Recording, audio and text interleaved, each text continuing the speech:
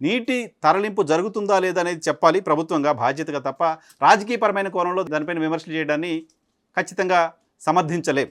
అదే సమయంలో జగన్మోహన్ రెడ్డి ముఖ్యమంత్రిగా ఉన్న సమయంలో దోచుకోవడానికి అవకాశం కల్పించావు, ఇంటికి పిలిచి భోజనం పెట్టావు, బిర్యానీ పెట్టావు అంటూ ముఖ్యమంత్రి రేవంత్ రెడ్డి మాట్లాడుతున్నారు. జగన్మోహన్ రెడ్డి గడిచిన 10 ఏళ్లలో 5 సంవత్సరాలు ఆంధ్రప్రదేశ్ ముఖ్యమంత్రిగా ఉన్నారు. అంతకుముందు 5 సంవత్సరాలు చంద్రబాబు నాయుడు గారు ముఖ్యమంత్రిగా ఉన్నారు. సో 5 సంవత్సరాలు కూడా నీటి దోపిడీ జరిగిందని ఇప్పుడు మీరే చెప్తున్నారు.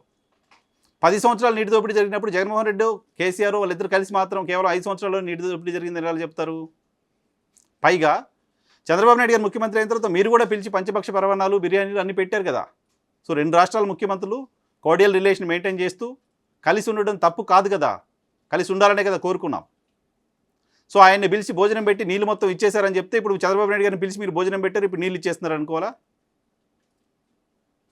ఏమాత్రం ఎక్సర్సైజ్ లేకుండా, ఏమాత్రం అవగాహన లేకుండా మాట్లాడిన మాటలుగా కనపడుతున్నాయి ముఖ్యమంత్రి రేవంత్ రెడ్డి గారు ఈరోజు మాట్లాడిన మాటలు.